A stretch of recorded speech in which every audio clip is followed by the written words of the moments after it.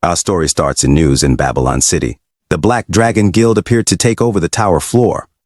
They planned to show off the top-level guild skills, but unfortunately, they came back empty-handed once again. The reporter said that this time, the Black Dragon was forced to experience another fiasco. They were able to be bypassed by the shining protagonist of today's first-rank hunter. He said that the hunter nicknamed Summer Spirit had once again defeated the boss single-handedly. The reporter approached him. He was delighted with him that he was able to once again unhindered by the divine record. The Summer Spirit listened to him without much interest. The reporter was ecstatic that he was still the only person who was able to single-handedly kill the monster boss in the tower that appeared.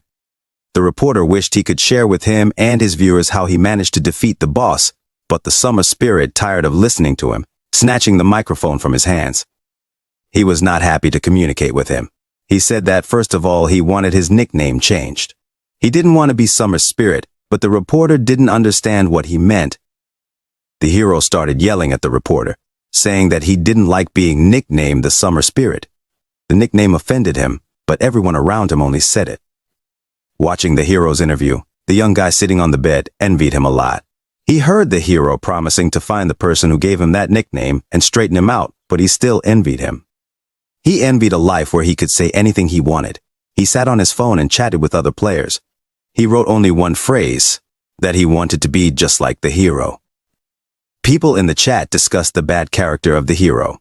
They also discussed his personal life. But the young guy did not pay attention to this, and again wrote the same thing.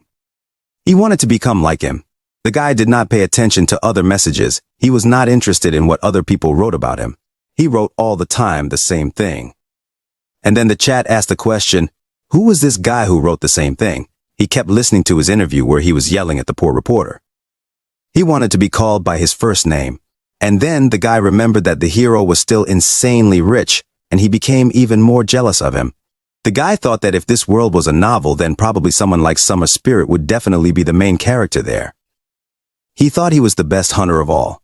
He realized that he was only good enough to be an auxiliary hunter, and that he couldn't even make it to auxiliary. And then he heard the reporter ask him to finish by saying a few words to the audience. The reporter said that there were dreamers in their world that he had inspired to accomplish in the hunting field and called him by his name, Yusuha, so he wouldn't be nervous and could give some advice to the viewers. He continued and said that he had shown real skill as soon as he entered the tower in his early 20 seconds. It didn't even take him a month to defeat the monster boss that no one had been able to kill for whole years. The correspondent noticed that there were many legends surrounding his identity. He asked the man to share the secret of his success with the dreamers. He asked him to say just a few words. The hero calmed down and agreed to give some advice. Then the young guy sat down and started listening to his advice very carefully. The hero asked to listen to him carefully as he would say just a few words. He became serious, handed over the microphone, and looking directly into the camera, said that if a person was destined to succeed, it would be so anyway. It was necessary not to stop, and everything would come with time. The hero added that even if they had succeeded, so they wouldn't even think of crossing his path otherwise, he would have killed them. He turned around and walked away. The reporter tried to find out what his words meant, but he didn't say another word. The guy didn't listen to what the reporter kept saying. He closed his laptop, and with tears in his eyes said that he was hurt that the interview was over. He went to the wall where there were newspaper clippings with the hero, and he couldn't understand why he allowed himself to neglect people. He realized that he did that not to him but to the reporter. But for him, there was no difference. The boy thought that if he had such talent, he wouldn't have to squat in a one-room shack, and he certainly wouldn't be pestered by useless F-level hunters. Tearing the newspapers off the wall, he started shouting that he wished he could be like him. He was very jealous of him. He wanted to become successful because of his talent. The guy thought that at the very least it would be nice if the skills that the Summer Spirit had were his, and then he would be able to succeed. But suddenly he saw a bright light in the window. He got up to see what was happening, and a map appeared in front of him before he had only seen such a thing on video. In front of him was a golden skill card. He couldn't believe it. He had gotten the skill of ugly envy, a similar case that was hard to find. He cried with happiness. The system notification told him that the tower was encouraged by his achievement. The guy remembered that he had never seen such a skill gain in the video. The guy thought he had been looking forward to this moment since he got to this place. He noticed that the card was gold, which meant that this skill was above S level. He grabbed the card and the card creation began, he read. The effect automatically triggered when he died at the hands of an enemy that would kill him, and the skill was copied to him, but he had to die to do so. The guy read the terms of the skill was shocked. He didn't understand how the skill worked. All he had in his head was that he had to die. He didn't even think that there were such skills. He remembered that once there was a tower in their world. It was so big that it could be seen beyond the horizon line anywhere on Earth. People who had nothing to lose were the first to enter it. Where on each floor of the tower awaited a large number of monsters that came to them from different worlds, and only a select few the tower granted a special skill. People who were on the verge of death could get the skill and survive the battle with the monster, but some simply died inside the tower. People who found out about everything began to gather in the tower and began to hunt monsters. Everyone wanted to get the coveted skill from the tower. They tried to kill as many monsters as possible to climb to the top floors. The guy was incredibly impressed when he first saw the summer spirit hunting. He thought he was a real genius. He wasn't afraid of monsters and could easily overpower them. He was a virtuoso at destroying them. The press interviewed the citizens to find out what they thought of the hero. They all said that his weapon was a flaming spear and he danced with it. He stood out among the other hunters. It was as if he was the very embodiment of Shiva. One man was watching an interview on TV with people who were saying forced words about the hero. Then the guy asked him to turn on something else. He couldn't stand talking about the hunter anymore, but the man said he was interested in listening. He was surprised that he didn't like the summer spirit, but the guy said that wasn't the case at all. The guy had heard people say that the hero was ranked number 1 and was happy about it. They thought he didn't have an ounce of guile in him. The guy lay on the bar stool and couldn't believe that there was such a life too. He thought his life was hopelessly insignificant, and he couldn't change it.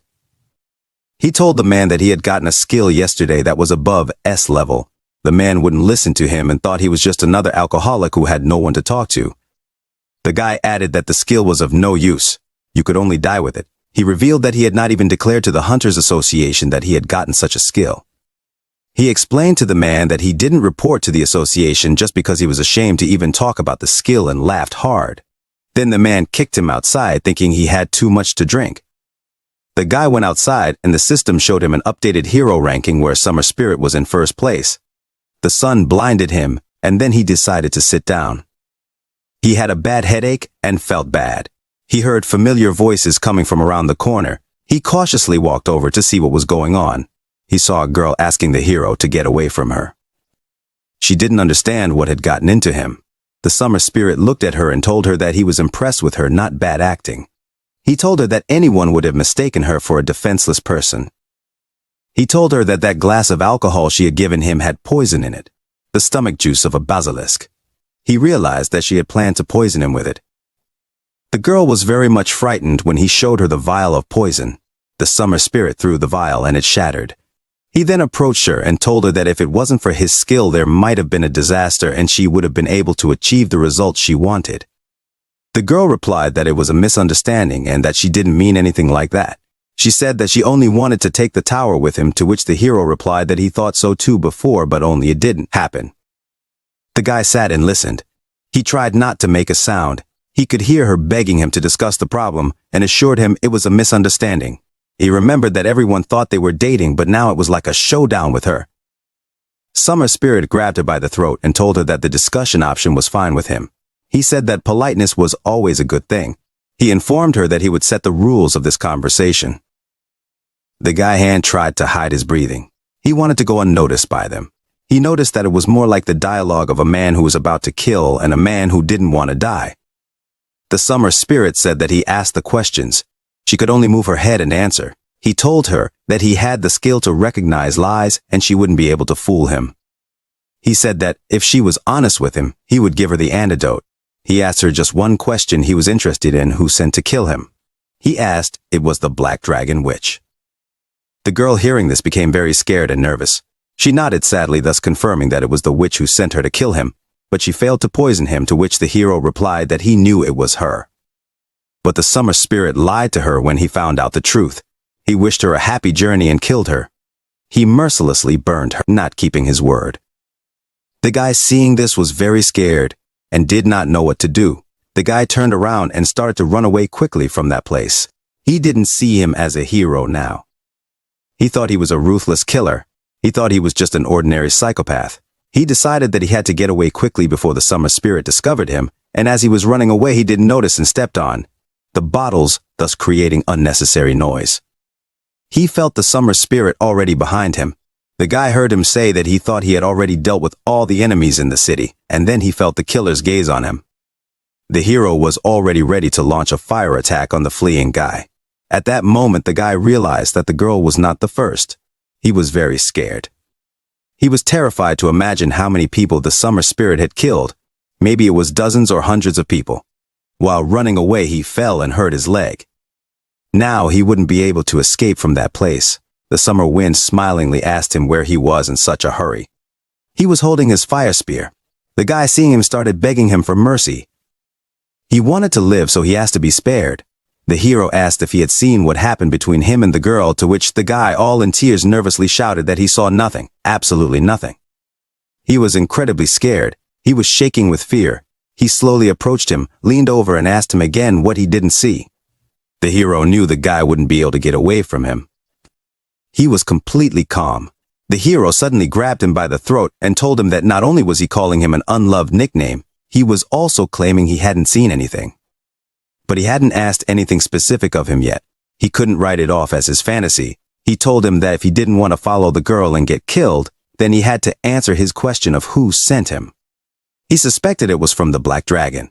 At that moment the guy couldn't believe it was the one he admired. The guy asked him to believe that no one had sent him, and he was there completely by accident. He remembered that the hero had said he had a lie recognition skill. He asked him to believe that he really didn't know anything. The hero was greatly surprised to hear these words from the guy. He told him that about this skill he lied to her.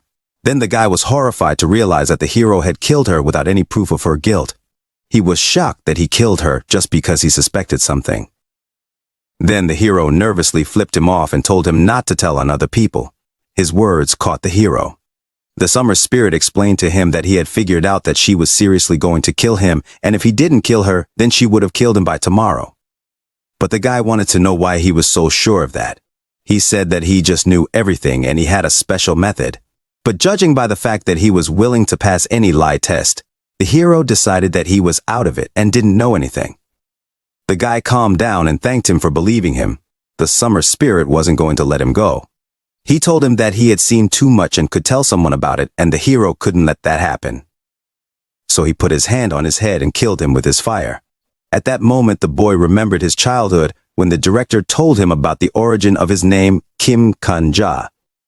It meant young master. He asked him to live up to that name and become an outstanding person, and after that Kim Kanja died. Kim Kanja, after his death, was in a strange place where he was lying on the floor. He was thinking why he had to die like that. He wanted some more time. He wanted to live, and then he noticed that a golden skill card appeared in front of him. The system offered him to choose a skill card. He reached for it and wished he had one more chance. Just one more chance? He grabbed the card, thus choosing a skill. He woke up again in his apartment lying on his bed. He didn't understand what had happened and why he was alive. He heard again the same news he had watched in the morning. He was confused and didn't know what was going on. Kim quickly jumped out of bed and looked around him. He couldn't believe he was alive. He remembered perfectly how the hero had killed him, but now he was home again. He wanted to figure out what was wrong. He got out of bed and tried to figure out how come he was back in his house and alive. He thought he was going crazy. Everything was very strange to him. Kim decided to check his phone. He logged into the chat room and was horrified to realize that people were writing all the same things that had happened yesterday. He was really worried, and it was making him sweat. He remembered exactly that the summer spirit had killed him. He didn't doubt it, but he couldn't understand why he was still alive. He remembered grabbing the skill card after his death, and then he decided to check something out. Kim reached out his hand and decided to check the skill card he had gotten after his death. He noticed that he had gotten one rare but not very good skill. He got a skill the effect of which was copy one of the skills of the enemy that killed him and made that skill his. He couldn't believe he copied that skill when he was dying. Kim read that the skill took him back 24 hours, but his memory and skills remained unchanged. This skill was known as rebirth. He then realized that this skill was wielded by the legendary hunter Summer Spirit. He remembered his words that he knew everything and that he had a method to detect lies. That was why the girl had died. In fact, she was able to poison him 24 hours ago, but the skill brought him back to life. Kim was angry that after killing the girl, the Summer Spirit had killed him too. Even though it was not his fault, he had a wild desire to kill the hero he admired so much. He went to the kitchen, and he could still hear his interview in which he warned everyone not to cross him or death would await them. Kim was determined that he would get revenge on him for killing innocent people with impunity, he thought. Now they would see who would die this time, but suddenly he heard screams coming from the street. People were shouting that there was a fire in the city and they needed to put it out immediately. Kim looked out the window and saw a building burning not far away from him. He decided to go outside and see what was going on.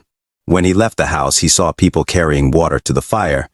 He decided to follow them. They needed to put out the flames. Kim realized that he lived in a different place from the outside world. In this town, there were people who wanted to become real hunters. He saw that the first floor of the tower was on fire. He took out his phone and thought that now was the moment. He looked at the time and realized that he was drinking at the bar at the time. He realized that the Summer Spirit had started the fire in an attempt to hide all the evidence. Kim ran to the fire where the hunters had already started to put out the flames. He heard someone asking the water elemental hunters not to put out the fire all at once. They needed to direct the water all together and at the same time. He noticed that there was a Black Dragon Guild that temporarily took over the leadership and asked them to follow their orders. This guild was second in rank. The head of the guild was a black witch. The master of alchemy shouted that the isolation of the neighborhood was complete and that all the trouble was with the survivors who remained inside the building. They decided to send a rescue team there. The captain of the town's vigilantes, Holy Knight, informed them that there was no need to send a rescue team. She explained that the place had been empty for 5 years and they had been very lucky in that. Kim knew that this city had many names. Some called it Babylon. Some called it the city of the first floor. Some called it the city of elevation. But the point was always the same. Once in the city, you could never get out. He realized that all the locals were used to emergencies. He heard amongst the crowd as the guild heads discussed the girl who was killed by the Summer Spirit. They were shocked that she didn't show up. She wasn't the type to be late for something like this. The Holy Knight said she had business to attend to today and suggested it could have been a date. She said she and the Summer Spirit had gotten very close lately. The Master of Alchemy was very upset when she heard this. She said that she didn't like the spirit and that it always made her feel bad. It didn't inspire her trust. Suddenly a familiar voice was heard among the crowd. Everyone turned around and saw the hero Summer Spirit, who asked them who started the fire without his permission. He smiled and pretended that he knew nothing about the fire. When Kim saw him, he could barely contain himself from jumping on him in an attempt to finish him off. He knew full well that he was the one who started the fire, but he knew that the Summer Spirit was an incredibly strong opponent for him. The Holy Knight greeted him and told him that a fire had broken out in the old slums and asked if he could help them. Then the Summer Spirit smiled and asked what he would get in return for saving him. He didn't want to do it for nothing. Kim clenched his weapon in his hand. He was incredibly angry at him.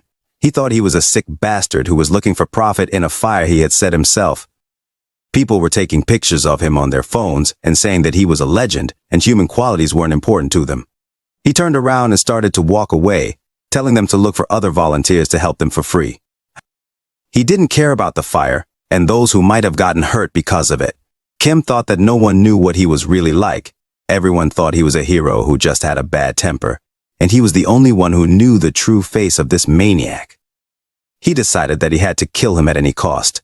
He realized that it was unrealistic to do so now, but a plan had matured in his mind to kill him and save a lot of innocent people. Kim walked out of the crowd and headed towards the fire. Along the way, people tried to stop him, saying that it was too dangerous and he could just die there. He thought that he had to stop him for the sake of humanity. For the honor of the hunters, he realized that the hunter was only a human who was rushing to fight the monsters. Summer Spirit noticed that the guy was approaching him.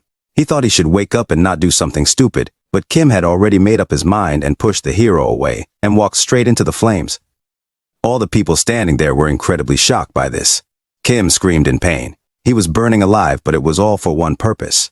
Only so he could kill the Summer Spirit. He died and went back for hours. After his death, he was back in his bed. He heard the hero interview again. He decided that the automatism of the skill had been perfectly practiced. The system notified him that his rank was currently F, and so he had no penalties from the skill. Kim realized that with his powers he wouldn't be able to finish off the summer spirit, and even if he did succeed, the hero would just go back in time. He realized that he had the exact same skill. He looked at his weapon, thinking that in that case there was only one thing left for him, a low-ranked hunter, and Tutan remembered the hero's interview, where he was asked at what age he awakened his first skill. The hero said it was in the summer when he was 21 years old, and it had been 11 years since then, the host remarking that judging from the fact that he remembered it in detail, he had an excellent memory. But he objected, saying that wasn't quite right. He added that he remembered it because it was his birthday that day, so the event was set aside in his memory. The summer spirit told him the exact date he had awakened his first skill. It was June 11 years ago. Kim figured if you counted back from that day, it was exactly days.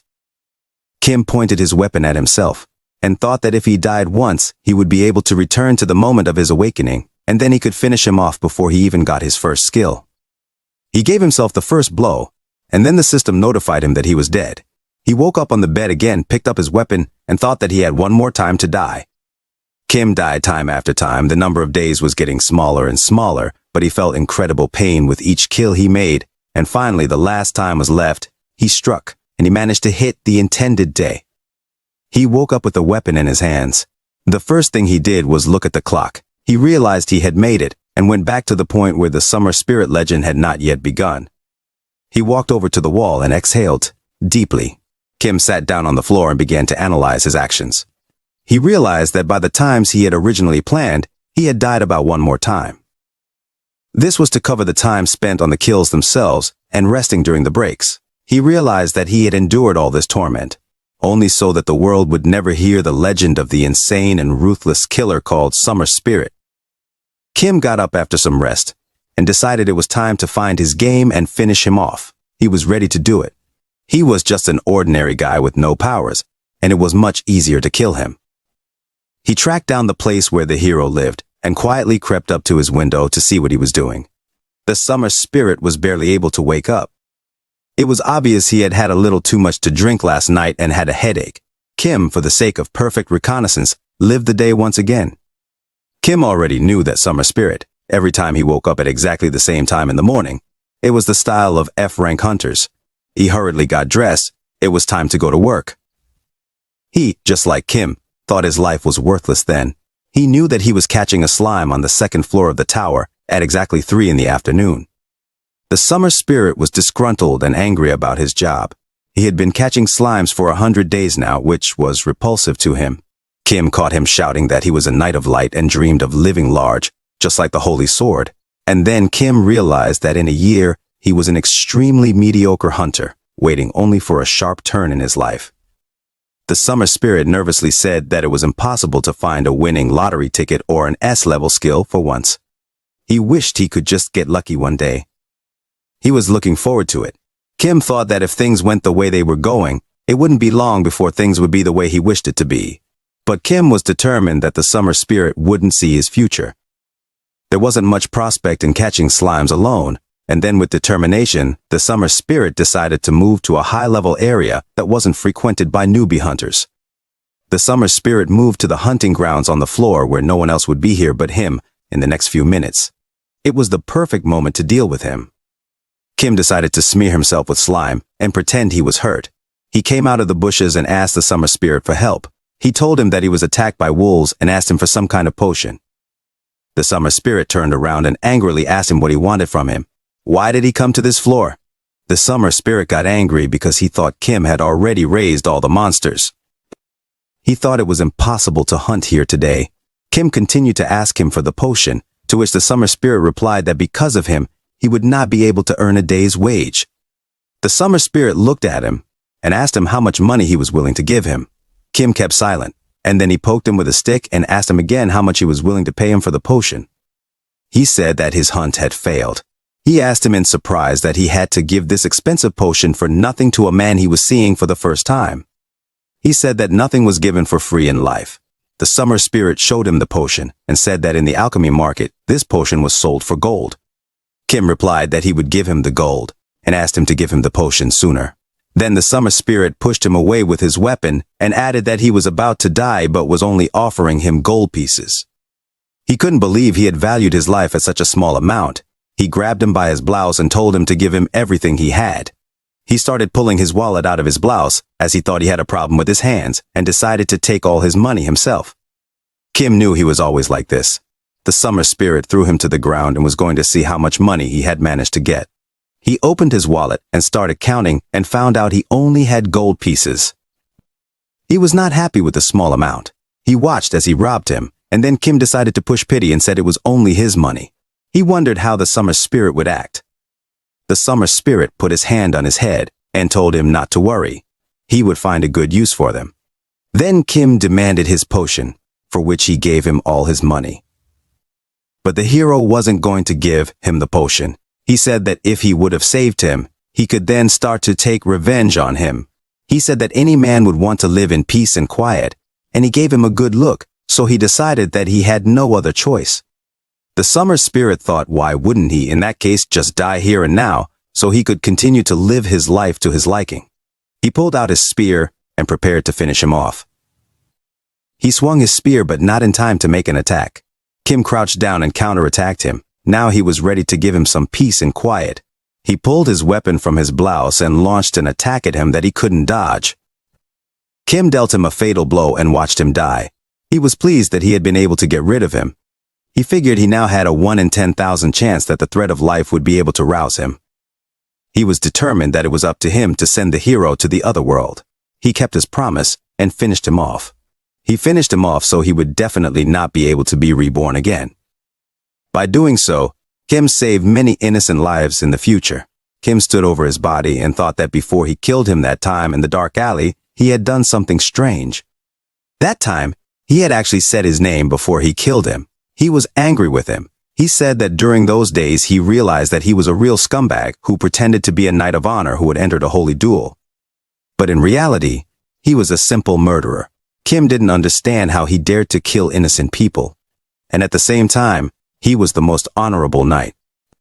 It hurt him a lot because he considered him his idol and wanted to be just like him. He sadly lowered his head and stood over the body of the hero. He felt bad that he was so bad. He felt sorry for all the people he had killed, but suddenly he turned around and saw a pack of wolves. He said that he didn't care about the body of the hero and they could have eaten him. Kim turned around and walked away, and the wolves started their business. He went deep into the forest where they had prepared things for him to change into after killing the summer spirit. He changed into clean clothes and decided it was time for him to leave the floor.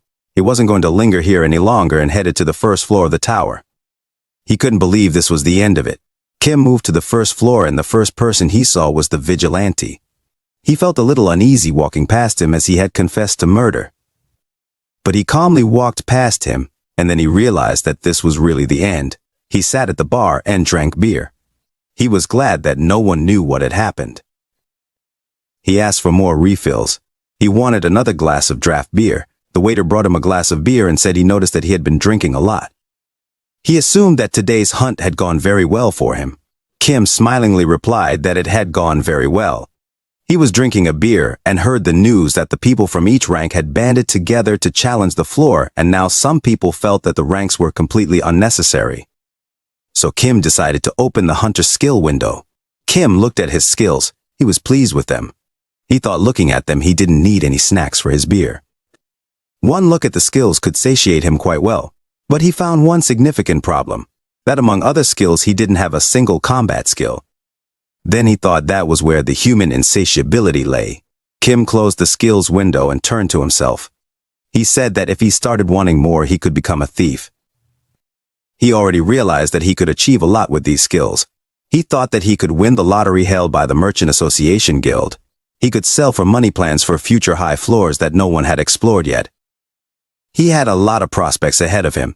As Kim sat and contemplated what he would do in the future, a man he had never seen before entered the bar, and he immediately ordered himself some milk. The man with a stern look asked for vodka and some sugar to be added to the warm milk, and if they had honey, it would be better to have it put in instead of sugar. Kim thought he was quite imposing for his age. He was drinking a beer and heard all the conversation. The man mistook the waiter for the bartender, but the man reported that he had been paid enough for the extra hassle. Everyone around them started discussing the man who had entered the bar. They recognized him and started whispering behind his back. They couldn't believe it was really him, but they didn't understand why he was here. If only to boost the morale of the hunters at a time like this, when society was increasingly agreeing that everyone needed to unite. No one knew where the Holy Sword was missing or what it was doing now. Kim remembered that the Holy Sword's real name was Marcus Cullenberry. In the future, he disappeared for a very long time, so years later everyone forgot about him. But he was the only number of the tower until the Summer Spirit became famous. He realized that he was the best of the best in this period. Kim wondered if this old man had an S-level skill, but he had normal useful attack skills unlike him. But then he remembered his skill that could copy the skill of the enemy who killed him. He realized that this skill could copy the skill of any hunter that would kill him. Even the incumbent now had numbers, and he considered it his huge advantage that now he was impossible to kill. Kim didn't know what he should do, risk it or not. He wanted to get the combat skill he needed to pass the tower. He looked at his phone to find out the information that was being written about the Holy Sword. He read all the comments that were left about it, but there was no specific information, and then Kim realized that it was a real mystery to everyone. He realized that for him there was no worthwhile information about it. Kim thought it would be easier if this nobleman was half as much of an attention seeker as the Summer Spirit. Then there would be plenty of information about him. He heard the Holy Sword sitting and talking to himself. He was asking someone not to speak too loudly. Kim didn't understand at all who he was talking to. It scared him a little. Kim thought that at the very least what he was talking to himself turned out to be true. He grinned, thinking that did all the first rankers have to be weird. But then he came across a strange message that described the topics that should never be touched upon in a conversation with the Holy Sword. He was curious about what he could not talk to him about. The chat described a true story. One day a group of hunters crossed paths with him in the hunting grounds. They told him that this was where they hunted and asked him to follow the rules. They informed him that the place was occupied. A few days ago in the hunting grounds of the floor, some high rankers scandalized Holy Sword and asked him to leave to hunt somewhere else. But Holy Sword informed them that this was the first time he had heard of the rule the hunters were talking about. The hunter laughed with him and said that apparently it was time to change his hearing aid, or the rule just hadn't gotten through to him due to the fact that he was born with a silver spoon in his mouth. He said that, judging by the way the Holy Sword treated his family, his grandchildren had been on the streets for a long time.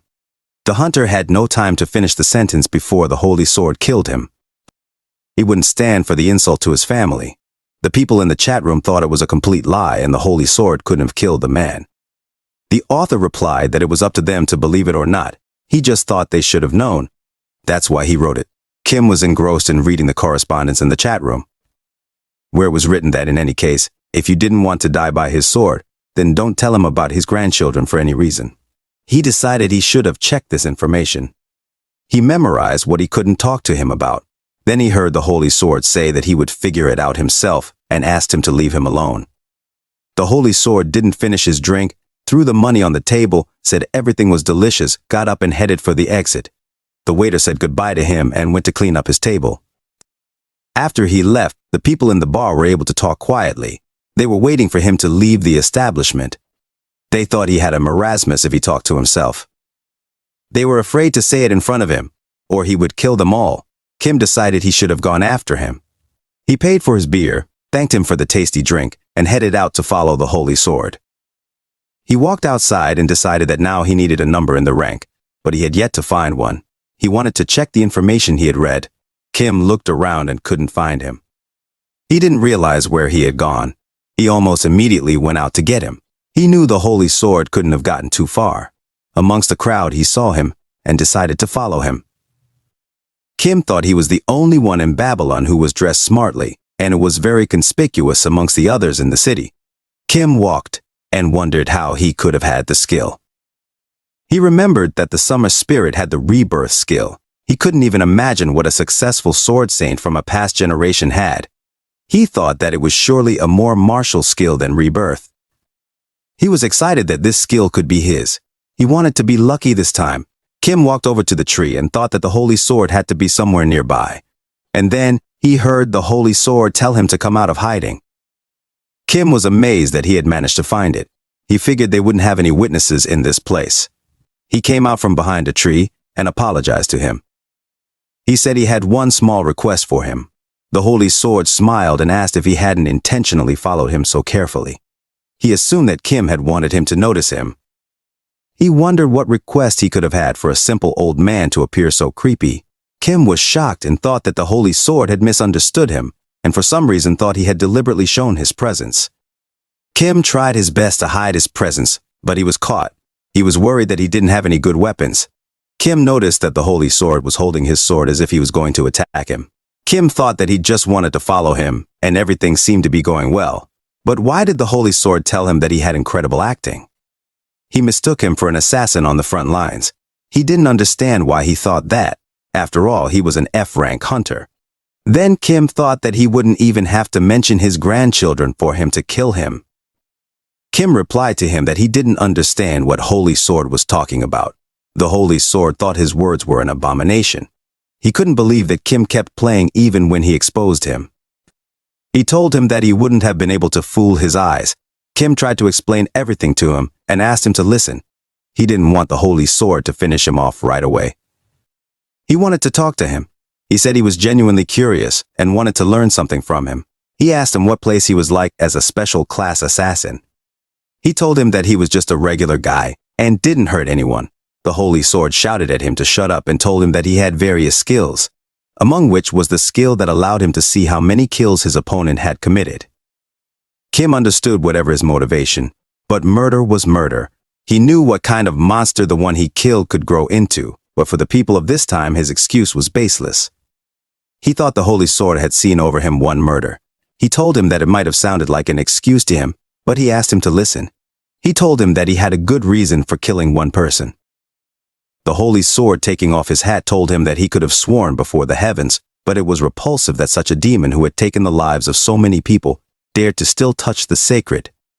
He told him that he himself had not lived a sinless life, but he would never have carried out such a massacre, nor could he have killed so many people as he had. Kim couldn't understand what kind of massacre the holy sword was talking about. He had only killed one person in his entire life. Then the holy sword pointed his weapon at him and angrily told him that he had continued to lie to him without any shame or regret. The holy sword informed him that the number of unfortunate people killed by him, he could clearly see above his head. It was a shocking figure. He was amazed that he was able to kill a man. Kim heard this number and tried to understand where it came from.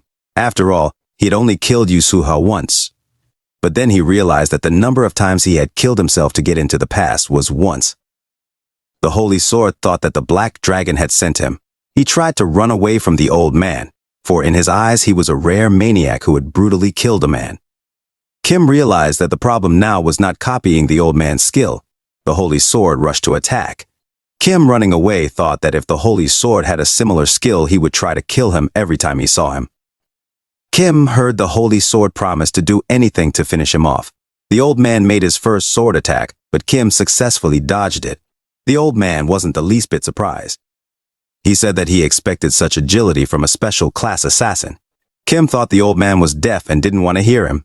While dodging the attack, Kim tripped over a rock and fell hard to the ground. Now he wouldn't be able to escape from the old man. He tried to get up and realized that even if he was lucky enough to dodge once, there was no way he would be able to dodge the old man's attack a second time, who was already drawing his sword to kill the assassin lying on the ground. But suddenly Kim heard the old man again asking for the voices in his head to be silenced. He heard him say that he couldn't just capture and interrogate him, thus leaving such a demon alive. Kim didn't realize who he was talking to. The holy sword continued to argue with himself. Kim, listening to him, thought his dialogue was too stacked to be a simple mental illness. He assumed he was using some other skill. Kim assumed that the holy sword could use telepathy. He had heard of it somehow, and that there was a skill of that type. He thought that the holy sword could have been sharing information about him with the other guilds at this time, and let them know that there was such an assassin who had ruined the man, and then there would be a real hunt for him. Kim knew that in that case, the hunter management would have put out a wanted notice, and he would have been targeted by the high-level ones, including the huge guilds. and then it would have ended with him being executed in the first floor plaza of the tower. He decided that it was impossible to let information about him be leaked, and then he made the decision that he needed to die urgently and go back for hours. Then he decided to interrupt the old man and turn to him. The old man looked at him and said that he had already made up his mind and that he couldn't influence him with words. Then Kim asked him to say hello to his grandchildren. He was deliberately trying to provoke him to kill him. Kim continued by saying that he was from a noble family in Northern Europe, and that the higher the position of the family, the more it could attract bandits. He said that there had been a lot of chaotic news lately, and since they were the blood and flesh of the Holy Sword, his grandchildren were definitely marvelous. Kim didn't have time to speak, and the Holy Sword unleashed its attack on him. Kim couldn't even notice the blow on him. He didn't understand how one could achieve such swordsmanship. His body fell to the ground, and the last thing he saw was the Holy Sword walking away. Kim realized then that he wished he could be just like him. He envied the old man. Kim wished he could have such a strike too. Kim died and found himself in front of the skill cards that were created after his death. He was happy and thought that now the skill numbers from the 2 eras would be his. He looked at all the skill cards and didn't see a single golden one among them, and he couldn't figure out where it was. He wished that he, in this time, had the same luck as with the summer spirit. Kim confirmed the creation of the card and was incredibly frustrated as the gold card never showed up. He thought it was some kind of joke that among all the skills, there wasn't one he needed. He realized that Marcus Cullenberry, who was legendarily the best summer spirit hunter, had managed to reach the top only by his own efforts without a single S-class skill. Kim was starting to get nervous and thought that there was no way that could have happened, and that there had to be a combat skill among the silver cards that he just needed. He noticed that there were 3 bad cards and 4 silver-colored cards, and he decided to choose the silver-colored skill card, so he discarded 3 bad cards at once. Kim calculated that the probability was 1 in 4 among the silver cards. There was an unusual skill that showed the number of kills, and he didn't want it. He wanted a combat skill. He grabbed the card and hoped there was a Holy Sword combat skill. The system notified him that he had completed his selection and that the skill had been copied. The system took him back 24 hours. Waking up, Kim decided to immediately open the hunter skill window. He saw a new skill sword constellation level. It was not a kill count skill. Kim was upset that his new skill was passive again. He wanted to get some active skill, something like a rare martial art or awakening. But he was happy that his skill was a plus level anyway. He thought that he had completely stopped appreciating things he never dreamed of before. Then he decided to open the skill card, but he couldn't tell from the name what the skill was. Kim turned his head and saw someone lying on the bed with him, telling him to be quiet and not to disturb his sleep. Kim was shocked and didn't understand who it was and why he was calling him an old man. The unknown man kept saying that he was always with him anyway, no matter where he went, and there was no need to wake him up in the middle of the night. Kim then decided to ask him who he was. Kim apologized and asked who he was. He looked at him with surprised eyes. The unknown man turned around and couldn't understand who was in front of him either. He asked if he could see him, to which Kim gave him a positive nod. The unknown man was surprised. He decided to ask if he could hear him, to which Kim said that from their conversation, it was not clear to him that he had seen and heard him. He wanted to know who he was and how he came to be in his apartment. He started to get nervous and asked where they were and why it was crowded like a dog box. He asked him where Grandpa Marcus was. Then Kim stopped him and tried to find out if he was talking about Marcus Cullenberry Holy Sword. The unknown man began to dart around the room looking for the old man. He answered him that he had talked about him, though he thought that calling a dilettante like him a holy sword was overkill.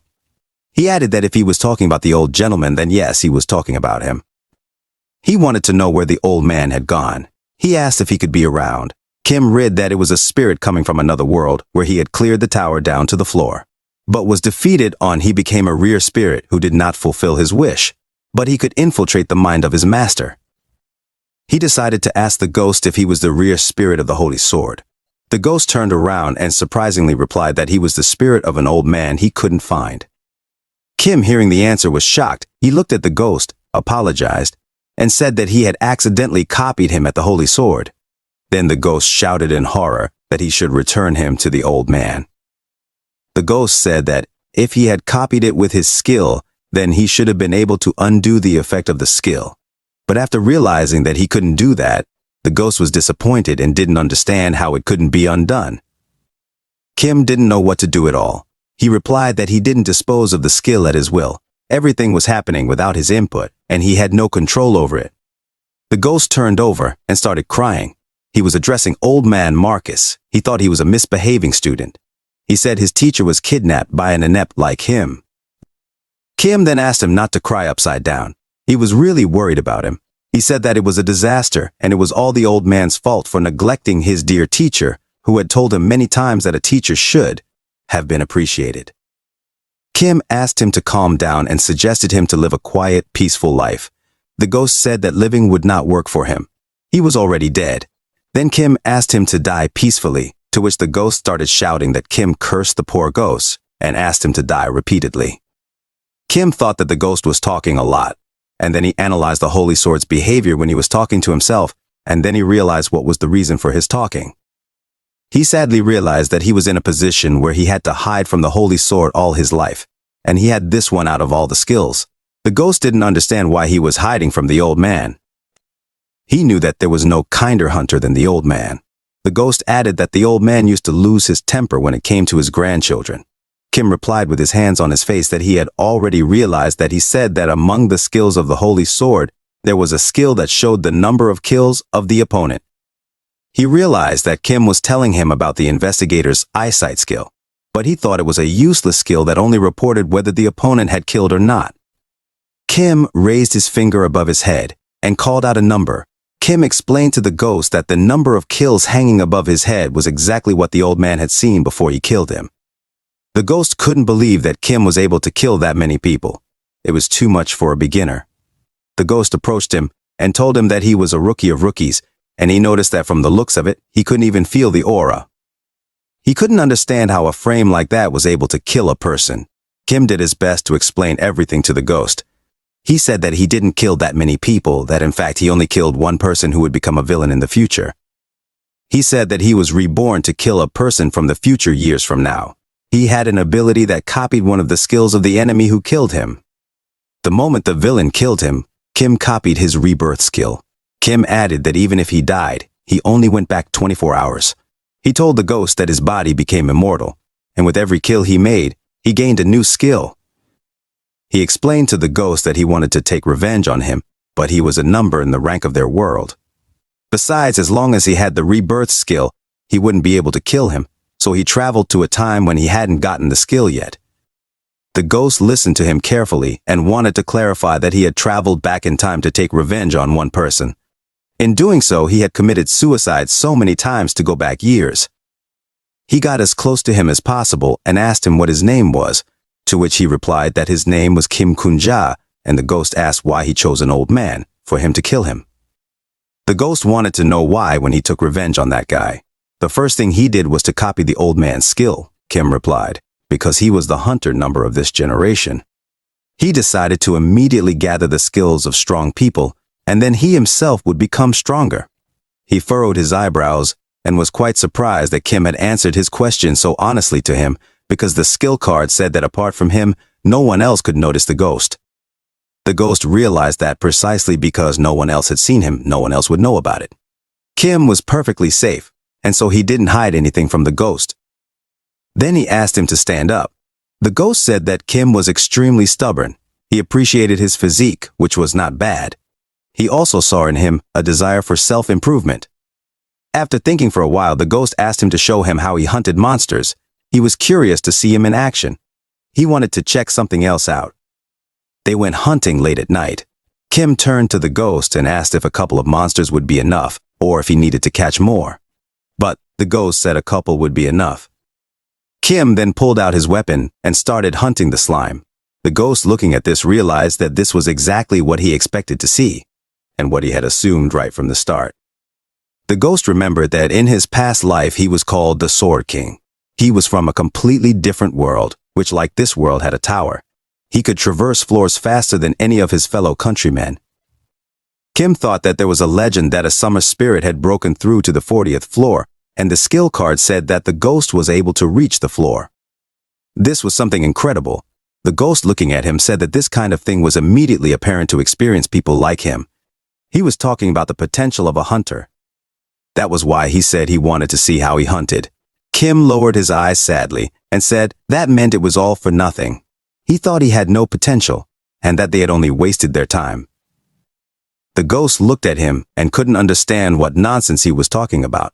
He told him that he had potential in him and he believed that he had hidden incredible potential in him. Kim was shocked to hear this. He thought the ghost was just joking. The ghost said he had no talent for martial arts. His movements were inept.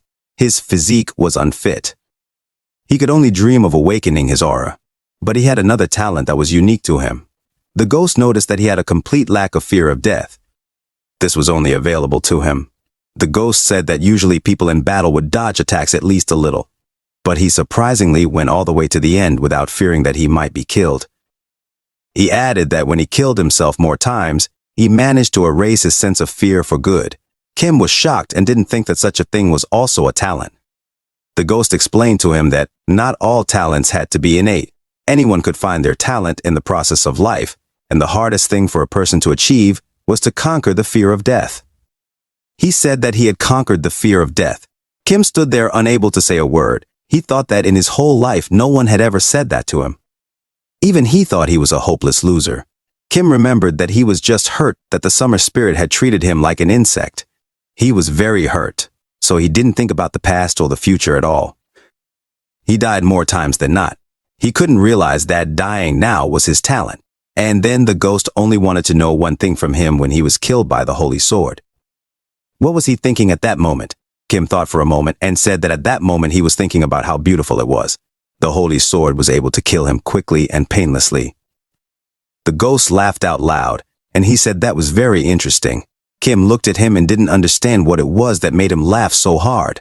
He calmed down and said that he was saying that his ability was copying and not stealing a skill. Then it turns out that the holy sword had another ghost as a rear spirit. The rear spirit said that he was now curious who would be more successful at hunting him or the holy sword. Then the spirit decided to help him and become better than the old man. He added that he would train him so that he would be as good as the old man and could even become much stronger than him. And then they decided to take over the tower once. The next morning, the spirit of the rear tried his best to wake him up, but Kim didn't want to wake up and asked to be left alone for just a few more minutes. Kim turned away and covered his head with a pillow, hoping not to hear the spirit. The ghost said that maybe right now the old man was conquering the floor and he was still asleep. Then the spirit decided to play him a song that he sang in his homeland. The spirit said that as soon as he started to sing the first verse, all the soldiers' heads exploded one by one. Kim was nervous because he wanted to sleep so badly. The rear spirit stood over him and was about to start singing. Then Kim stood up and nervously asked if he knew what time it was that he decided to wake him up. Then the spirit asked what time it was, to which Kim angrily shouted that it was morning and it was still very early. The ghost reacted calmly to his anger and added that even bugs woke up in the morning and went about their business. Then he said that Kim was weaker than a bug, so he needed to get up even earlier and practice. Kim said he realized why the holy sword woke up every morning to practice. It wasn't because he was conscientious, but because the spirit was always making noise and keeping him awake. Then the spirit yelled that it woke him up because he was bored. The spirit explained that getting up early was good for him, and that he would thank him later on, that he was able to exercise longer because of him. Kim, looking at him, said he just wished he could kill him. The ghost smiled and said that he was already dead, so he wouldn't be able to kill him again, and that it would be easier for him to die himself. But he remembered that he wouldn't be able to kill himself, so he decided to call him Kim the Zombie. Kim thought that he wouldn't be able to get rid of the spirit. So he decided to calm down, get dressed, and go for a morning jog. He took his time running through the empty streets under the supervision of the rear spirit. The ghost reminded him that besides stubbornness, he had no other strengths. Then he said that he personally preferred to learn everything from the bottom, but he didn't even see the bottom in him. Days had passed imperceptibly since Kim had copied the sword constellation skill from the holy sword, and in that time, he had hunted Yusuhua once more, and was diligently trying to avoid clashing with the holy sword. Kim continued to run in the morning, and as he ran, the spirit of the rear tried to talk to him. He told him that his talent he would call abyss, and thought it was a cool skill, but Kim asked him not to disturb him. He was focused on running. Now Kim was training according to a schedule that the spirit of the rear had personally made. He said that he needed special extra classes, and those classes had to be paid for, and then he asked him to win the lottery. There was a guild called the Merchant Alliance. The official name was the Merchant Alliance. The head of the guild was a ranked hunter nicknamed the Countess. She possessed a skill that made her the only one who could exchange items from the tower with the outside world. Thanks to this skill, the Merchant Alliance monopolized the economy within the tower. Kim and the rear spirit went to the guild, where they were met by a guild representative who greeted them and asked what he could help them with and what brought them to the guild. He knew that the only place in Babylon where lotteries were held was the Merchants Association. Kim held out a ticket to him and told him that he had come to collect his lottery winnings. The representative smiled and congratulated him on his lottery winnings. The spirit asked him why the representative wore a hat with cat ears, to which Kim replied that it was said that the head of the guild was a servant of cats. He apologized and asked if he had checked the number on the ticket. The representative said that if it had been more than 2 years since he bought the ticket, it was impossible to get the winnings. Kim thought that he had bought that ticket right after the rear spirit appeared. He said that everything was fine and the ticket had been bought last week. Kim remembered that the spirit had insisted relentlessly that they needed capital. The representative smiled and said that all that was left to do was to move on to personal data verification, after which he would be able to claim his winnings, but he would have to wait a little longer. When he checked the ticket and his personal data, the representative was simply shocked. In front of him stood a man who was able to win the grand prize of the lottery. Everyone around turned their attention to him. They were shocked that the guy in front of them had won first place in the lottery. The spirit was also amazed that the money could be so easy to get hold of. The representative informed him that he had checked the room and asked him to wait a minute. He needed to call the person in charge, to which Kim replied that he could take his time. Kim remembered that in the future the summer spirit had also won the lottery because of his skill. He had learned something from his example that if you had to hide something, you certainly didn't win. He figured he didn't have to be afraid of them telling everyone about him anyway. If he was killed, the guild's reputation would suffer the most. And after a minute, the person in charge, Arthur Taylor, came out to them. Arthur said that he was also known as the Keeper of the Gold, and he would appreciate it if he had no trouble calling him by that name. Kim introduced himself in response and said that his middle name suited the guild well. Kim figured if he had a middle name, he was a hunter entering the top. Arthur smiled and said he was often told similar words. He motioned for him to follow him. They needed to go up to the top floor. He knew that with his rank, the entrance to the top floor was closed, but today was a special occasion. He was a client for thousands of gold. The spirit noticed that he had never been addressed respectfully before. It was obvious that he was pleased. The spirit remembered that Kim had also gotten sympathetic when he told him that he had a talent for dying. Kim looked at him and asked him to be quiet, to which the spirit replied that he shouldn't have been so simple-minded and to take an example from him. He gave him advice to think that he only existed so that the people of the world would honor him. Kim thought to the summer spirit that the Lord of the Sword, all the great ones, were psychopaths. He decided to never take an example from them. Arthur turned around and noticed something was wrong with him. He asked him if he was all right. Could they continue to the top floor? To which Kim replied that he was just brooding, and he was fine. He said he was scared for him because he saw him turn pale. Arthur thought he might have accidentally hurt him in some way. He smiled and waited for Kim to come over to him. Kim couldn't believe that they were so worried about him. The spirit was surprised that he was so easy to pierce. Kim and Arthur walked up to a special door. Arthur said it was the VIP audience room. Arthur informed him that behind the doors was his cash prize for this week's seat. He opened the doors in front of him, and Kim saw his winnings, thousands of gold. If you converted to a city's currency, there were billions of one. Kim thought that with that kind of money, he could live his whole life without worrying about anything. If that was his goal, it would be a dream come true right now. Arthur asked him if he wanted to take the whole amount or keep it in the safe. However, Kim decided to conquer the tower and reach the top as a hunter. He thought that money was just a means to that end. He didn't want to get caught up in just making money. He wanted to achieve more. Kim thought he had already experienced a more enchanting golden luster than that of gold coins. He looked at Arthur and informed him of his decision. He said he was leaving his money in their safe deposit box. Arthur smiled and replied that it was indeed a wise choice. Personally, he always recommended this option to all winners without exception. He told him that he understood perfectly well that he would have liked to take all the winnings at once. But there were so many horrible people in their world who would kill for that kind of money. Kim turned to him and said that he would like to buy a seat as an honorary member of their guild. Arthur said that buying a second-level honorary position cost thousands of gold, to which Kim replied that he was willing to pay for the purchase outright. Arthur asked if he was in any other guild. Kim smiled and replied that he was not a member of any other guild. Then the spirit of the rear told him that he was thinking better than he thought and that he was doing the right thing. The spirit explained that the guild wasn't just a friendly gathering of hunters. The main reason hunters joined guilds was for patronage on behalf of the guild. He noted that Kim was pretty good at this. Kim knew that they had a management of hunters and vigilantes, but otherwise there was lawlessness in the city. It was easy to see by how easily the Summer Spirit and Holy Sword were able to kill him. The Summer Spirit had never been a member of any guild and enjoyed his own personal superiority. He had once won the lottery but never paid taxes for protection. The fact that he refused all the guilds restricted them greatly, so they tried to kill him. Kim wasn't going to repeat his mistakes and feud with the big guilds in vain.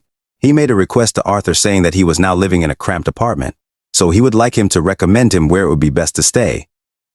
He also asked him if the newspapers came and started asking about the winner. He wanted his name withheld, but to be sure to tell them that he was an honorary member of the Merchants Association. Arthur answered him that he would have carried out everything flawlessly. The spirit of the rear laughed from the expression on Arthur's face. He said it looked as if he was in pain from the obvious and simple things he was telling him. Kim smiled and exhaled calmly. He said it was so turbulent in their time, and he should have prepared at least this way. Kim replied to the spirit as well, saying that he kept calling him a simpleton. The ghost said he didn't remember him calling him that. He put a hand on his shoulder and told him that he was doing pretty good on his own and that he could take it easy on him. The rear spirit told him that he could see that he was in a good mood, to which Kim replied that it was because he realized that now everything was just beginning. Kim thought that he had died once to go back for days, the special privileges of rebirth that he had not been able to enjoy before, only because he had taken revenge on the Summer Spirit. Now was the time to take advantage of them. They were walking down the street, and the rear spirit asked if he had told him that what was important about the extra lessons was the payment for them. Without money, the training process was jeopardized. He said that Kim was now able to secure the tuition. He asked him what that could mean, what they needed to do next. Kim hesitantly replied that they needed to find a proper teacher for the extra classes. The spirit said he already had a teacher. What he needed was reinforcement, a miracle potion that would enhance his physical abilities. Or something like scrolls that spelled out the basics of martial arts. But now at his level, even reading a scroll wouldn't help them. The spirit said that Kim just couldn't understand anything in them. So there was no choice but the miracle potions, which had to be pretty good. He said that there was a guild of doctors and pharmacists. The spirit knew that there would be some kind of miracle potion for them from the best craftsmen. He added that he had one place in mind. Kim asked if it would cost them a lot. The spirit replied that, of course it would cost a lot of money. He asked if Kim wanted to know how much the potion would cost. He leaned over and told him the amount in his ear. Kim heard the amount and started running after him. He said that even if he gave all his money, he would only have enough for a bottle of the potion. The ghost replied that if he got a discount, he would be able to get a bottle. The ghost said it was all because he was not capable enough. He asked him to be quiet and follow him. But suddenly the ghost stopped and gravely told him to hide rather. He completely forgot to tell him that the Holy Sword was a regular customer of this store, and they were not allowed to cross paths. He had little time left to hide and not get caught by him. Kim was angry with him. He didn't understand how he could have forgotten about this. He had asked him to warn him about it in advance. He barely had time to run behind a trash can. As he passed by, the Holy Sword looked at him and went on his way. He sat there thinking that if he had gotten caught, he would have added a lot of unnecessary trouble. He struggled to hold his breath so the old man wouldn't notice him. The rear spirit said he had bad news, and that the old man was here today. The rear spirit explained to him that this meant that the old man had also come to buy the miracle potion. He abruptly started running and told him that they had to hurry. They reached the end of the street, and saw the old man already entering the store. They were only a few minutes late. The spirit knew it was the best potion store. Kim said that going to the same store as the Holy Sword was risky. He pulled out his phone and started looking for something. He looked at the alliance rankings and tried to find the right one, but it wasn't in the top. He hoped to find it, at least in the top. He couldn't find it, and the spirit thought that he couldn't find his luck. But Kim replied that it could be the other way around. It could be that the potion could cost him very little. Kim informed the spirit that he could have bought the best potions for mere pennies. He knew an incredibly good pharmacist. They went to a poor area of town. The spirit said they were getting into more and more wilderness. The rear spirit looked around and asked him if this was definitely where the talented pharmacist lived, to which Kim replied that he wasn't just talented, they were headed for a true genius. Then the ghost asked him if he was deceiving him. He couldn't understand why the genius was in such a place. Kim was confident and replied that if he didn't want to, he could not believe him. Kim noticed that a man was following him and wanted to rob him, but he got scared and took him for a madman. When he realized that, he was talking to himself and changed his mind about robbing him. He did not stop and walked confidently forward. The spirit was amazed that the zombie Kim knew where to go, and it was not long before they heard someone asking not to touch the device for experiments. They witnessed one unpleasant scene, and then Kim said that they had come to the exact right place, but the rear spirit still doubted that the alchemical genius was here. Kim saw the girl begging not to take all the devices away from her. Without them, she couldn't even make money for food. But the man needed the money she owed him for 6 months. The man ordered his workers to take everything she had. The girl desperately pleaded to be given a week, just 1 week, to which the man replied that the week had already become a month once and a month a half a year. The girl held onto the cart and in every way possible prevented her possessions from being carted away. She said she had not had time to complete the mixture. She needed her fixings. She couldn't hold onto the cart and fell to the ground carting away her implements. The man gave her advice that she shouldn't do potions anymore. She wasn't good at it. The girl heard passers-by discussing her. They said she had made fun of the merchants in her youth, and now she herself had failed. They thought her potions were very expensive, to which she replied that she charged barely more than cost price. She shouted angrily to them that they could not find potions at such a price anywhere else in Babylon. She said they should have thanked her for trading in such a horrible neighborhood. People started to get sick of her.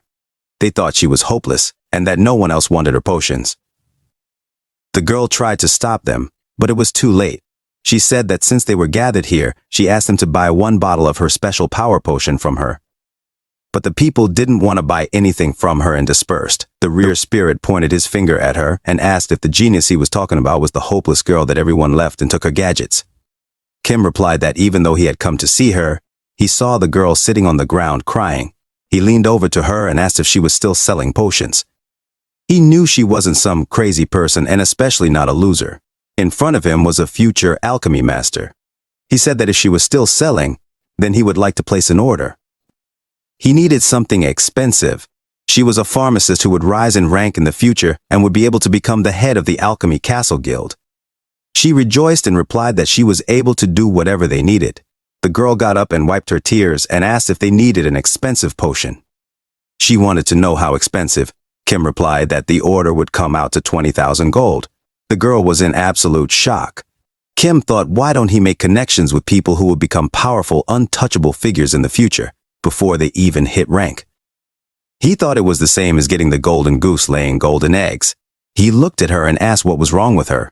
He wanted to know if she would accept his order or not. She invited them to her workshop but warned them that her place was a bit untidy. But still, she thought that in the workshop they could talk in detail about the potions he needed. They walked in and saw that it was actually a real mess. Everything was scattered around and nothing was in its place. Seeing this, Kim was stunned. Kim barely made his way over to her. He was tripping over various scattered bottles. The rear spirit said that her sanitation inspired confidence. He asked him if he was sure he wanted to drink this maiden's potions.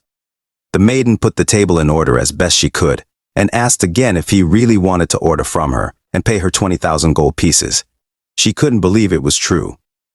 Kim said that if she didn't believe him, he could pay her the money up front. She started to get worried and said she didn't need to do that, but she changed her mind and asked him to give her the advance. He thought she was in such a dire situation that she was forced to go against principles. He told her that she could use as much money from his safe as needed. He would alert the Merchant Association Guild. The girl was surprised that he told her that she could use as much money as she needed, but Kim asked her to try to keep within 20 because he himself didn't have unlimited money. She pulled out a small notebook and asked him what he wanted to order from her then. She was ready to write it down, but she warned him that if he wanted to order drugs, she would turn them down. It was the one thing she wouldn't take on.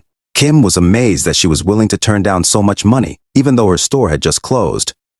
He thought that even though she was a simpleton, she was an expert who would soon become a master alchemist.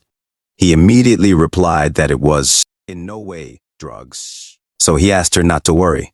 She was glad to hear that and asked what exactly he needed. Kim looked at the ghost and waited for him to dictate the prescription. He said she didn't seem like a professional at all, but he was ready to tell the prescription. He asked to listen to him carefully. He would only say it once. The rear spirit began to dictate to him the ingredients she needed for the potion. Kim would tell her everything quickly, and the girl would write it down carefully. She counted what the total ingredients were. The ghost said that she had counted and written it down correctly. It was all the ingredients she would need. But the process of making the potion was entirely up to the alchemist. She said that if she mixed it all together, she could make a potion that would maximize her reaction speed. Hearing this, the spirit of the rear was amazed that she had figured out what the potion was so quickly. She said that it required an incredibly high level of skill to make. It had to be cooked, infusing all the ingredients at once without refining them individually. The ghost was surprised and confirmed that she was saying all the right things. Kim told her that she had gotten it right about making this potion. He didn't hide his admiration for her talent. She went on to say that there was usually some poison in the skin of the desert giant worm. There were several ways to neutralize it. One of them required the liver of a rabbit pig. Depending on the method of application, the effect varied greatly. Kim realized that this was a true expert in her field. She said that other similar effects could manifest excessive metabolic acceleration thoroughly. Then Kim interrupted her and asked in how many days she could prepare it. She said emphatically that she needed days, but with enough money she could give it to them in days. She said she could even faster, but she needed to buy new equipment. Kim remembered how he used to try to buy her potion. There were always lines outside her lab, and only those who had a prescription from an alchemy master could get through to her. But there was a line for them too. People waited a year and some for a year and a half. The rear spirit said that he still didn't trust her. He explained that many people spoke well, but were zeros in practice. He said that such people were usually called charlatans. He thought that Kim was just blowing money down the drain. Kim turned around and asked the ghost how he knew this recipe. The spirit told him that it was a recipe of his own making, the best miracle potion he created when he got drunk on all sorts of different toxic substances and mixed them together.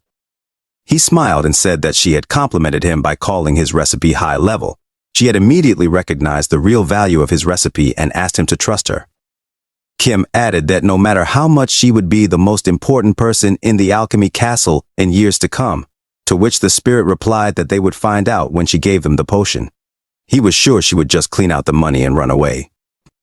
A day later, the alchemy master came to them and said that she could have made the potion even faster, but she had to go through a lot of combinations. It took longer than she expected. Kim was happy to see her and said it was okay. She had originally warned that it took her days to make the special potion. She said that she had managed to make bottles, and it only turned out to be a box, which she handed to him. Kim then assumed that this volume should have been enough for at least days. Kim thought that this potion would be many times more effective than the store that the rear spirit had advised. He thought that was the way to spend the money. He was pleased with the result.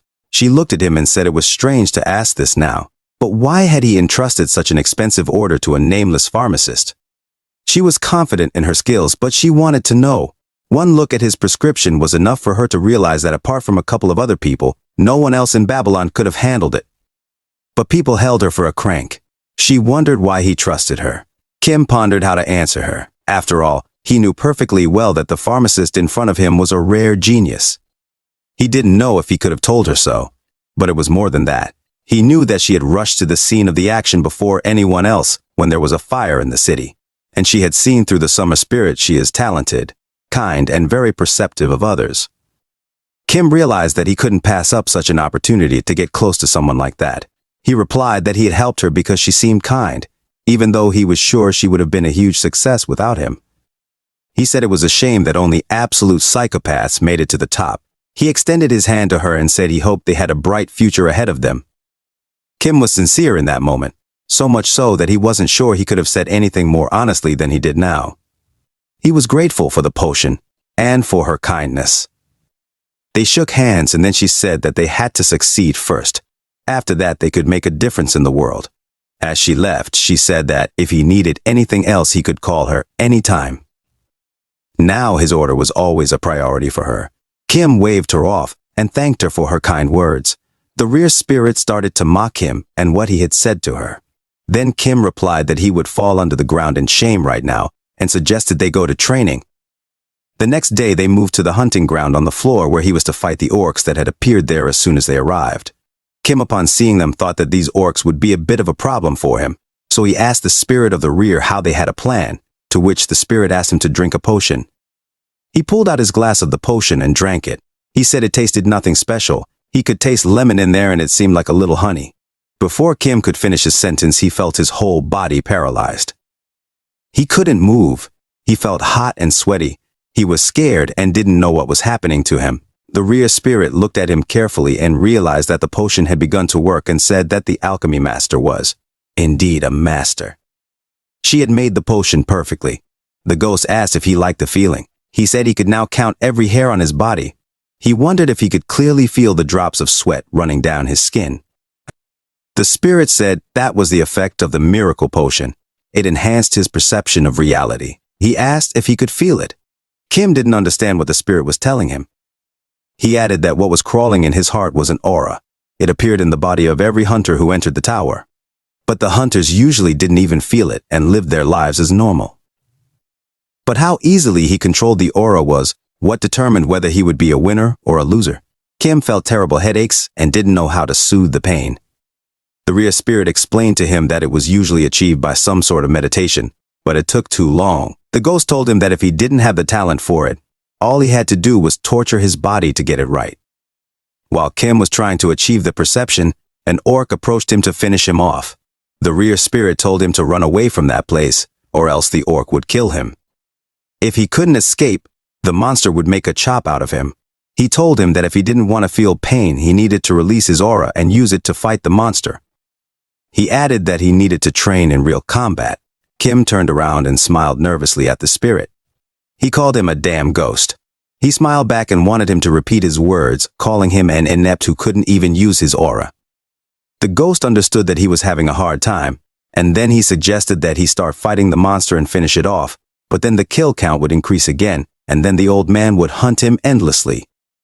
He said it was the effect of the miracle drug, but he could see the attack, but his body wouldn't obey him. He could avoid the attack. He said that with such orcs, all attacks were predictable.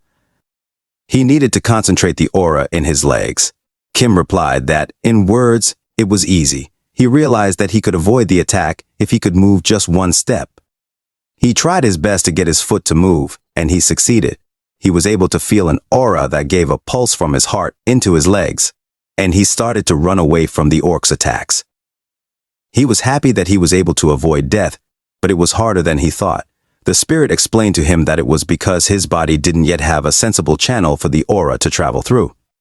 His body was kind of like a path deep in the forest, but if a proper path was laid there, he would be able to use the aura. He added that right now he could only feel it because of the potion, but normally it was impossible. Kim tried his best to run away from the orc and not kill him. The orc swung his weapon to finish him off. The spirit noted that even though she was working in complete unsanitary conditions, the alchemy master's skills were excellent. Kim managed to dodge the orc's attack and wondered what would happen when he could make his pathway. Kim realized with annoyance that the rear spirit was right. He took heart and asked his aura to keep flowing through his veins. He tried to squeeze the most out of their training. He realized that an overgrown, weedy path that no man had ever set foot on was the perfect description of his condition right now. He wondered what would happen if he could overcome it, but the spirit only laughed. The spirit remembered that the old man was able to chop off his head, and he didn't even have time to lift a finger. He said it was alley level. It was a perfect strike. The spirit said that the old man had a long way to go, and he didn't even have time to move a finger. After these words, Kim became angry. He was determined to prove the spirit wrong. He was able to use his aura and get into a fighting stance. He drew his weapon and prepared to kill the orc. Kim jumped high up and tried to plunge his weapon into the orc's body, but he failed. The spirit shouted to him to keep his guard up. It told him that the orc had very thick skin. The spirit prompted him to focus his aura on the tip of the blade, but then he thought that was too difficult for him. Then he asked him to just direct all of his aura to the end of the blade. Kim did his best to follow the rear spirit's instructions. He concentrated and directed all his aura to the end of the blade, and he managed to pierce through the orc's thick skin. He said he was in unbearable pain. The ghost knew he felt pain. He said it was because of how carelessly he had used his aura, even though the channeling was not well established. The spirit explained to him that his weakened body was on the verge of death. He had brought his body to such a state only to kill one orc. He considered it a shame. He smiled and said that he liked how he was able to bend his aura like a spring at the end of the battle. He praised him for that and said that a hunter should always fight wisely. Kim lay there and couldn't even move. He said he didn't want to hear from him. The spirit saw that he was hurting to death and that the pain was driving him crazy. He said he would have felt better if he had died. He added that in any other case, he wouldn't have insisted on such a workout, and that the old man drank such a potion too. But he meditated and didn't break his body the way Kim did. Kim got mad at him, but the spirit said that if he died, he could be reborn. He thought this skill was incredibly cool. He said he'd be fine no matter what harsh training method he used, and he envied him. The spirit warned him that if he killed himself, he would have an increase in his kill count. Then he suggested using a method that would not change his kill count.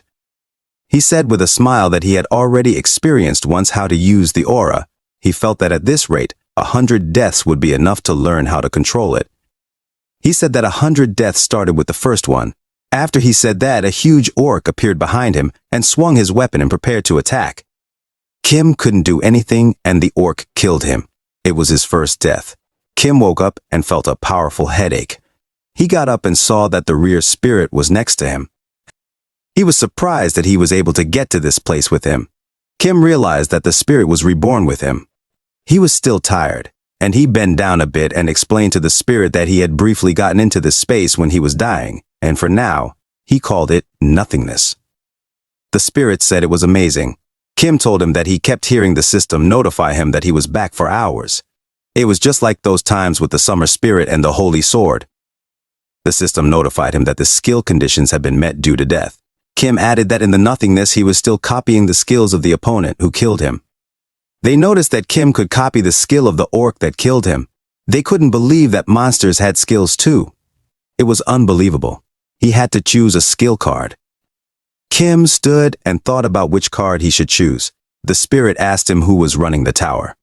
The ghost was not happy that the tower ignored him, an incredible hunter, and gave divine skills to such an amateur.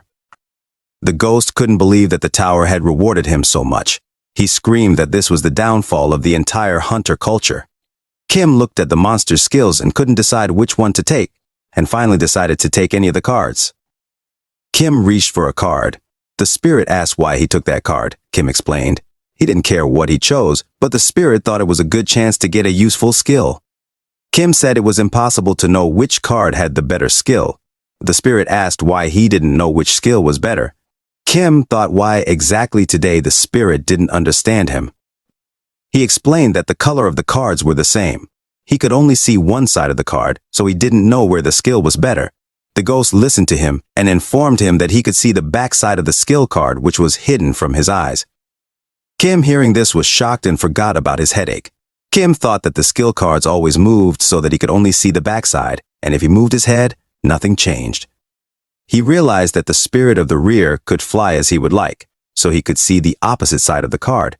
The spirit was a little surprised that Kim didn't believe he had seen the map. He added that since he was a child, he had been known for his eagle vision, and as he got older, it had become almost clairvoyant.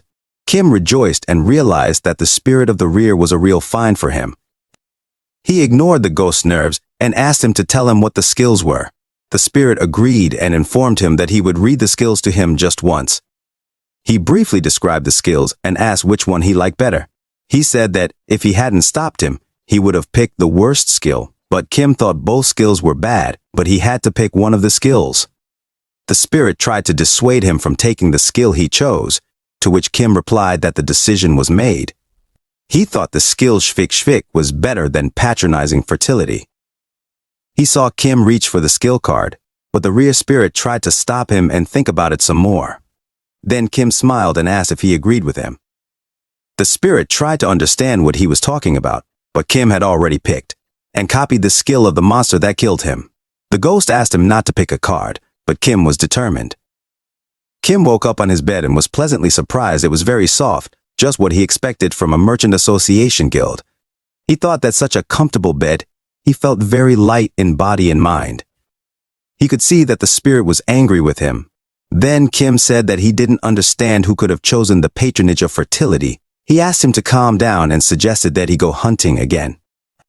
The spirit came to him and told him that he had thought about it and he could practice lotus pose in peace. He thought that dying was very painful and he should not risk his life anymore. He suggested he sit down and meditate. He would help him to know his aura in 6 months, but Kim didn't listen to him. He was already focused on achieving results faster and more efficiently in the hunting grounds on the tower floor. The spirit was angry because Kim ignored him. When they got to the right place, Kim drank the miracle potion again and had something to say to the ghost. The spirit assumed he had changed his mind about hunting and decided to meditate. Kim drew his weapon and said that he had noticed that the spirit only called him by his first name when it was to his advantage, but the rest of the time he was Kim the zombie, and as of late, he had been calling him by his first name. He added that he was giving a friendly signal for the spirit to get rid of the habit, and rushed to attack the orc standing next to him, using his aura to finish him off faster. Kim noticed that the orc's movements were just as slow as last time. He could see perfectly well that the orc was about to attack him, and he would have time to dodge his attack. Then he used his new skill. He decided to use the Chwick skill to test the orc's reaction. He looked at him with a surprised look. He Chwicked back at him, and at that moment Kim finished him off. When he dealt with the monster, the spirit was very angry at him. He yelled that he knew he had chosen that skill to trick and kill orcs. He said he didn't think about their feelings at all. The spirit said that innocent orcs had to suffer because of people like him. He didn't understand why the tower gave him such skills. Kim told him not to overexert himself. They needed to move on. Kim said it was time to conquer the tower floor. A week later, Kim found himself facing the boss of the floor's hunting grounds. He was facing a battle with the Great Goblin King. He looked at the boss and prepared to attack. Kim began to focus his aura around him before attacking. He triggered the skill he had learned earlier. He didn't wait long and rushed to attack the Goblin King. Kim approached him and shouted the name of the skill. It was a secret word for goblins. The king, hearing it, was shocked that someone other than him could use such a perfect language of the great king. He managed to make a precise attack and kill the Goblin King. Kim thought that for the last week the king was his strongest opponent. He wished him a happy journey, calling him an honorable opponent. The ghost watching him said he was mocking him. He didn't understand why he needed so much sentimentality from killing one monster. Kim looked at him and said he barely defeated him for lives, and he was entitled to sentiment. The ghost said that he was only telling him the facts, and besides, he thought this battle was not something to be proud of, to which Kim confidently replied that it was, and began to open the skill window. Kim explained to him that he had fought for the right skill, which he had gotten at the cost of his lives. Kim couldn't believe that goblins like orcs were also worried over nothing. The spirit answered him that goblins were worried about nothing because they were almost no different from humans. Kim looked at him and questioned him. He couldn't hear what he said. The spirit said it was just thinking out loud. Suddenly, Kim saw a system notification that informed him that his existence was becoming more remarkable. Kim couldn't understand what it meant. The system notified that Kim Conjure's hunter level had been upgraded. His skill slot had been expanded, and his rank was now E. Kim thought that this had finally happened. The system wished that he would always have good luck. The spirit started going through the options. He thought it was flames, then thought it was blood. Eventually he was confused. Kim was surprised. He thought it was just the effect of the level increase. Then the spirit said it appeared for a reason. He explained that it was a clue. Depending on what effect appeared during the level up, the aura type was assigned. He said that the summer spirit's aura type was definitely fire. The spirit said that the aura type usually depended on the trauma of the hunter. Although it wasn't necessarily a bad memory, but it definitely had to be a significant event. It was reflected in the aura type. It was something subconscious. He looked at him carefully and said that in his opinion fire was not his type of aura. He confidently said that his type was blood. Kim looked at him and asked what type of aura the holy sword had. The spirit did not hesitate to answer that his type of aura was moonlight. The spirit said that the old man had gotten lost in the mountains as a child. He didn't want to die, so he persevered and climbed to the very top of the mountain. He remembered that the holy sword had told him that the moon shining in the cloudless sky was simply beautiful. He knew that the moon itself did not shine, but only reflected the light of the sun, and he decided that he would like to shine like the moon. The spirit reported that the holy sword said those words when he was only 12 years old, and he carried them through his life. Then Kim thought the old man was definitely insane. After this story, the rear spirit said that Kim was able to clear the floor, and it was time to go to the floor. Then Kim asked if he couldn't just go straight to destroy the floor boss. Hearing these words, the spirit thought that Kim had gone crazy. He asked him if he was getting cocky too soon, to which Kim calmly replied that he wasn't getting cocky. He wanted to clear the floor sooner. The spirit of the rear only got angry at his words. He looked at him and asked if he knew how many years more talented and capable hunters spent on one floor alone. Kim replied that if he couldn't pass a floor in 2 lifetimes, he would call him a teacher. The rear spirit was interested and didn't believe that Kim could pass a floor in just 1 death. The spirit said that a man who spent lives to kill the chief goblin could not pass the floor for lives. He added that he was always tough in a bet, but Kim said he had one condition. Kim asked him to tell him without hiding anything what skill the 10th floor boss had. The spirit looked at him and said since he was only interested in that, but then Kim came up with another condition for him. He said that if he won the bet, the rear spirit had to call him Mr. Kong Ja and address him as respectfully as possible. The spirit agreed and their bet began. The rear spirit thought that Kim had gained just one foul skill, and now he thought he was worthy of challenging the great sword lord. This ticked him off. After a short thought, the spirit agreed. He said that he wouldn't be able to defeat the floor boss, and he would have to call him teacher for the rest of his life. He remembered that he couldn't die, so he would take forever to tell him that he was his teacher.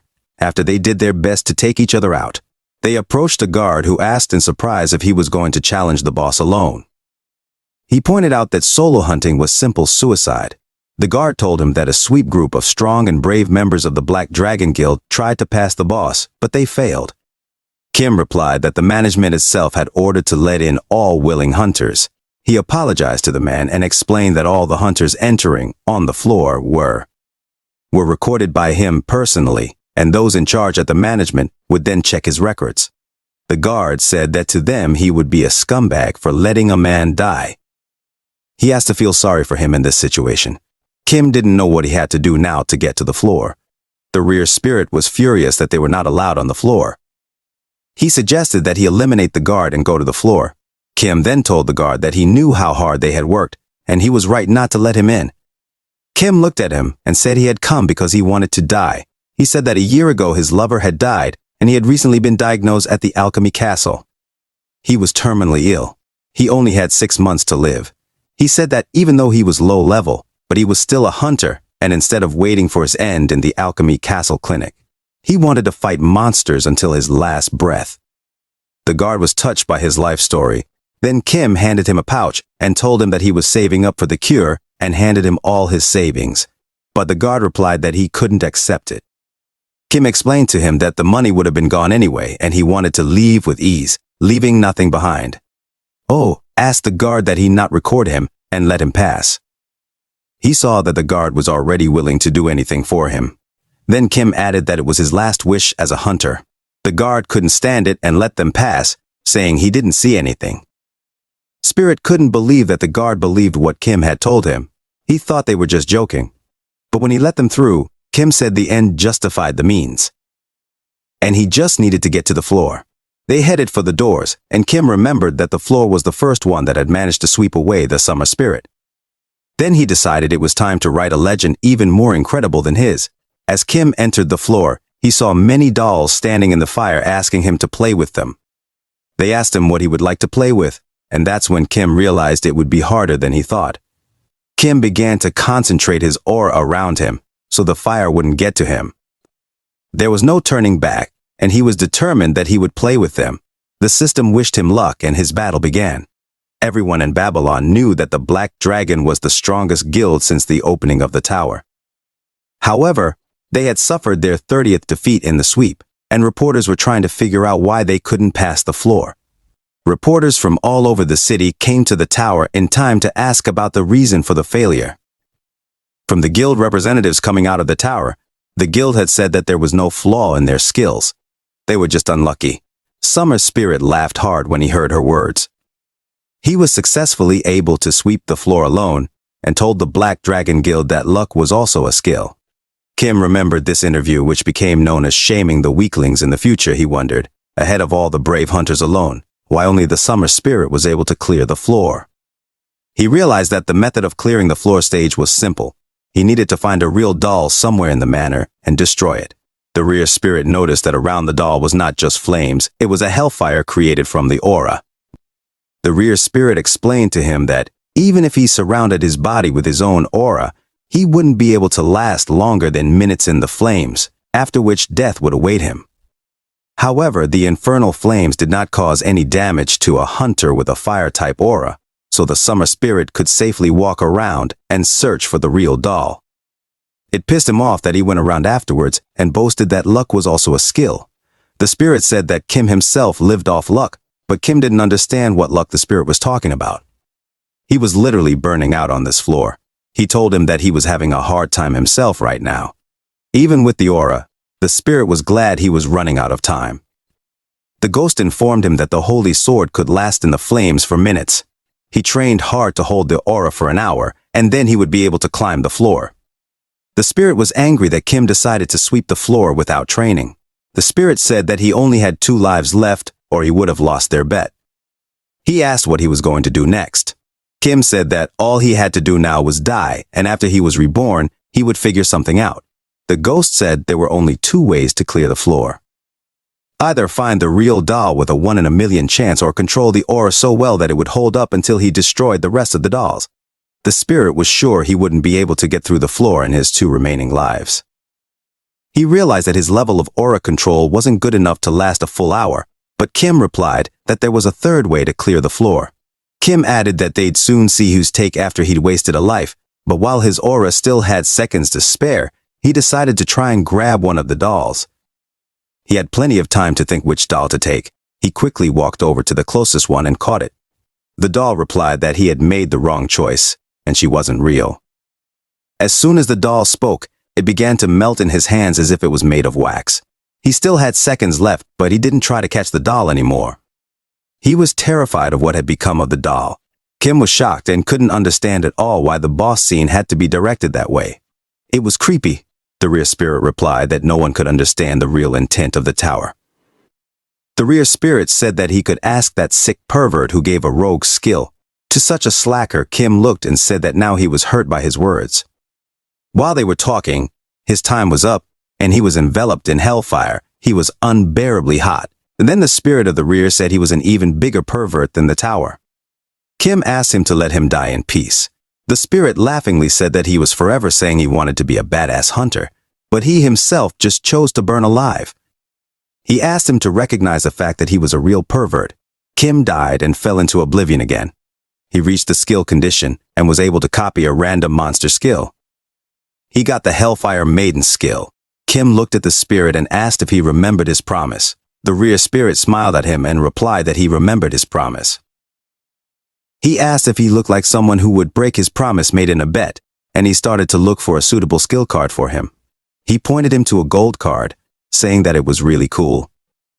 The spirit advised him to take that particular card, which would be useful in passing the tower. The spirit said that it was the only S-level skill that this boss had. He said that by choosing it, he would be able to summon hellfire at any time, which destroyed him. He noticed that Kim was thinking about something. He asked him what it was about, to which Kim said that he didn't understand, but for some reason this skill bothered him. He was wondering why it was happening. Kim said that the skill was definitely worthy, but it made him feel dreary. Then he asked the spirit to read him other skills. The spirit didn't understand why he needed it, but he agreed to do it. The rear spirit gathered all the skill cards around him and read to him there was maze, puppet submission, remote control, trap setting, and he was about to name the last skill, but he was stopped by Kim. Kim said he had made up his mind, but the spirit tried to talk him out of his choice again.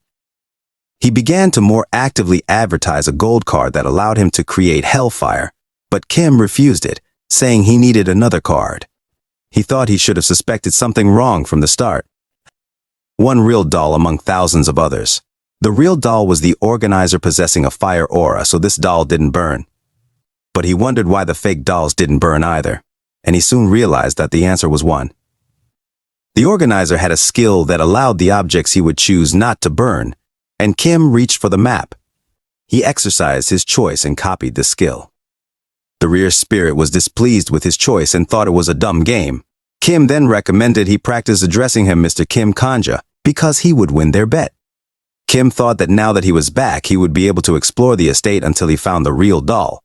He thought that things were getting too easy for him, and he thought that wasn't really good. He couldn't go straight back to his home. He had been penalized for using the skill, and now the trauma of the enemy that had killed him was starting to replay for him. Kim didn't understand what trauma the system was talking about. The system replayed for him the trauma of the Hellfire Maiden. A little hungry girl knocked on the door. She asked for some bread, but the evil man closed the door in front of her. He was not happy with the beggars coming to him since morning. She went to all the houses in the hope of getting some food, but everywhere she was refused. People were dissatisfied that there were too many orphans in the neighborhood moreover. Because of the shortage, they themselves had nothing to eat. The girl told everyone that she wanted to eat, but people only got angry at her and sent her away from everywhere. She asked only for a little bread. People looking at her could not understand where they came from in their town. She was walking down the street not paying attention to the evil people who dreamed of being picked up off the street. But she was just trying to get some food. The girl did not notice the man standing there and crashed into him. The girl looked up in horror and apologized to him. The man smiled and leaned over to her. He asked her where her parents were. He looked at her and realized that she was very hungry and that she was an orphan. He thought that she must have had many illnesses. He invited her to come with him, telling her that he was a doctor and that his estate had many of her friends with whom she could heal and play. The girl, unsuspecting, went with him, hoping he would feed her and cure her, but he put her in a cage and restrained her hands. The girl asked him when she could go out and play. She told him she was very hungry. The man thought that those who were looking for food because they were hungry were real animals. They were born like animals, so they had to grow up like animals. He pulled out a knife and said he knew the orphans well. They didn't work, making excuses for being small. He thought they were small vermin spreading the plague, hanging around from village to village. The man said he was a guard and a doctor, and he was ready to rid this country of the likes of them. They offered her repentance, after which he showed the cages with the children to the rest of his organization, saying that their starvation was the fault of the unfortunate orphans. They thought they were the children of witches who were vermin to their country. They sacrificed children to the gods, saying they were doing it to save their land. They were a sect that exterminated orphans. They had hardly any victims left, and they needed to replenish the cages. Until the next ceremony. The girl in the cage couldn't understand why they kept taking her friends, why they kept hurting them. She only had one question: why? Kim couldn't understand what was happening. He asked the spirit if he had seen what he had seen, to which the spirit replied that he had seen everything from beginning to end. He didn't know that Kim was here either. Kim assumed that it was only their consciousness that was in this place. But that wasn't the point. The spirit of the rear couldn't believe that there were such monsters among humans. He was incredibly angry and believed that they were the ones who had to repent for their sins. Kim couldn't believe that this was a real floor boss scene. He couldn't even think that a monster when was an ordinary human. He was amazed at what he had to go through. The rear spirit said that it wasn't with all monsters. It was mostly only with bosses. It was the boss that was created based on real events from other worlds. He added that the living creatures, heroes and the like, were all from other worlds. And starting from the floor, this kind of thing could be more and more common. Hearing this, Kim was shocked and asked why he hadn't told him about it before. The spirit replied that he hadn't asked him about it, but this was the first time he had seen the original himself. He only knew that they were from another world, but he knew nothing about their past. But now that he had seen everything with his own eyes, he felt like a complete nothing. They had never thought about the fate of monsters. He realized that somewhere in the universe, something like this was happening all the time. They heard someone shouting that there was a fire in the manor. They started running away from the fire. Some of them wanted to grab valuables. Kim tried to stop them, but no one heard him. Kim got in their way and didn't understand where they were all running to. There were still children in the basement who were shackled and locked in cages. He was shocked that everyone had forgotten about them. The orphans saw the fire coming towards them. They were trapped in a death trap. They were screaming and calling for help as hard as they could. They said they had done nothing wrong. They just wanted to play with their friends. They didn't need anything else. When the action was over, Kim sat on the bed and couldn't recover from the horror he had seen. The spirit said they had watched a very sad story, but they couldn't do anything to help. Kim was surprised that was the first thing the spirit said to him. The spirit looked at him and said there was nothing he could do. Reality was full of disappointment. He said the boss was a common monster, and the original children had been dead for a long time in their world, and it had all happened a long time ago, and there was nothing they could do about it. The ghost said that if it had happened in the tower, he could have died 1,000 times in hopes of saving them. He said that these were just the events of another world and another era. Nothing could be fixed anymore. He just needed to find the right doll and kill it. He said after that he had to go up a floor, and there he had to mop things up. If he was determined to be the best hunter, he needed to realize that. Kim replied, that's what the summer spirit would have thought. Kim said the summer spirit must have found the real doll and finished it off. He wouldn't hesitate even if he saw the boss's injury. The rear spirit couldn't understand what he was getting at. He was determined that he wouldn't become like the summer spirit. Then the rear spirit asked him what he was going to do. He asked him to stop acting like a child because he was afraid of becoming a villain like the rear spirit went on to say that he needed to get rid of the boss and clear the stage to continue going through the tower.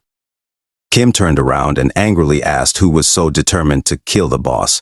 Kim couldn't stand it and gave free rein to his feelings. He thought he was being a fool. He said they were both fools for just trying to kill monsters. He blamed himself for not seeing further than his nose. He remembered the S-class skill that the rear spirit insisted on. Then Kim read the skill description to him. That resentment, his long-held grudge, his ignored plea, his unfulfilled wish, it all needed to be burned. Kim continued and said, just wish, and the heavens would open, unleashing a fiery inferno on the earth from an aura within a radius of kilometers. No one would be able to leave this inferno without your permission. He asked if he thought this was strange. The spirit didn't understand what Kim meant. He asked him to explain it to him. It wasn't that hard. Kim told him to pay attention to the last part, where it said that no one could leave hell without your permission. Kim asked how the black dragon came back with the whole cast without defeating the boss. The rear spirit also thought about this question. Then Kim said there was only one answer. The boss let them escape from the floor. He realized that the stage that no human had been able to get through yet, and all the local boss wanted from the people coming in was connected. He just wanted to be played with. That's when Kim approached the dolls and agreed to play with them. Be careful with fire in both dream and reality, and walked confidently through the hellfire. The dolls, seeing that he wasn't hot, asked if he could play with them, to which Kim smilingly replied that of course he could. He happily offered to play hide and seek with them, but he immediately warned them that he had never lost hide and seek as a child, and they had no chance of winning against him. The dolls looking at him thought he was a bit strange. Kim covered his eyes with his hands and started counting so the puppets would have time to hide. He figured someone would play hide and seek with the kids who were tied to their stage and couldn't go anywhere. He opened his eyes and started looking for them all. He found them one by one. They happily said he was wrong and it wasn't her. Then Kim kept looking and didn't give up. After finding them, the dolls melted like wax. Kim didn't stop and continued to play with them. He thought it was more difficult than he thought. The spirit of the rear was watching him and realized it wasn't just a game. It was the resting of their souls. He walked all over the estate and put his hand on each doll, which only repeated that he had made the wrong choice. So he went down to the basement, where another doll sat in a cage, who also wanted him to play with her. Kim opened the cage and putting his hand on her head, said he had caught her, and now the doll would be water. She began to melt, and thanked him for freeing their souls. As the doll melted, Kim saw a happy little boy who couldn't stop thanking him. Now he was finally free from his cage he had spent so many years in. Kim was able to clear the floor without killing anyone. He had saved more than one soul from the eternal captivity. He had accomplished the task and was rewarded with a reward that would have been available within hours of entering the floor. The spirit couldn't understand why he was upset. He said he could have gotten a nice reward for cleaning up the hidden scene. Kim replied that he couldn't have understood him because he had no human feelings. Kim said he just thought that the world was so corrupted. Scenes like this boss's scene helped him realize that all kinds of evil was going on in the world or any other world. There was no difference. The rear spirit sadly added that everywhere there was man there was such evil. They walked in silence and each thought about his own. But the spirit couldn't stand it and said that this didn't suit him.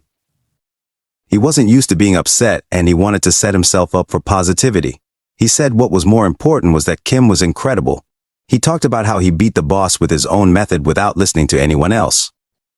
He said Kim was worthy of praise. Kim looked at him and thought the spirit looked suspicious. Then the spirit said that he always praised when he had something to praise, and this time he had done it on his own, not by luck. The rear spirit smiled at him and said that they were partners and should be happy together when something good happened, and right now they should be happy that they had successfully cleared the floor. As soon as the spirit finished speaking, they saw a celebratory salute in the sky. The system notified everyone the floor stage had been, and that the floor stage would open in an hour. After this announcement, Kim pulled out his phone, which was literally bursting with chat messages, where all the people were trying to figure out who was able to clear the floor. Who was this hero? Spirit, looking at the countdown clock, said that this was the beginning of the main. He had only seen the exact same scene once in his lifetime. Kim, trying to back him up, said he had it the second time too. Kim went into the chat room to read the latest news. The chat room was actively discussing the floor sweep. They thought it was the Black Dragon Guild. Others thought it wasn't them. This was the #1 topic in the chat room. He was reading and smiling. The rear spirit noticed this and asked him how he felt going from being a supporting character to being the main character, to which Kim replied that he felt murderous. Kim added that it seemed as if he had accomplished absolutely everything he could have wished for. The spirit smilingly told him that was a delusion. He had only cleared the floor and there was still more to come. But the spirit said that he was now the closest thing in his world to the top, and now all he had to do was actually climb to that top. Their conversation was interrupted by a guard running at them and trying to stop him. The guard barely managed to stop them, and breathing heavily, asked if he was the one who had managed to clear the floor. Kim pretended not to understand what he was talking about. Then the guard explained to him what he meant. He said that he was the only one who had challenged the floor today. He said that it was chaos, and that his superiors kept asking him who had managed to clear the floor. Kim asked if it was him, then what he would do. The guard hesitantly replied to him that he at least introduced himself, to which Kim said that he had personally accepted gold from him to make sure everything was kept secret from people. The guard then began to beg him to at least give him his nickname, but he was having none of it. The rear spirit praised him, saying that the price of the name was by nature very high, and now it was their turn to look for it. And then Kim said he realized something, namely the reason why he had praised him. Kim said that they agreed that if he could pass the boss for lives, he would start calling him Mr. Kim Kanja, and he actually managed to pass him for lives. The spirit didn't want to call him that, so he told him that they were partners, which meant they had an equal relationship, the man who conquered the floors, and the man who would challenge the floors. That was what partners meant. Kim turned around and resolutely told him that from now on. The spirit of the rear was to call him Mr. Kim Kanja and no other way, and that was how he was to talk for the rest of his life.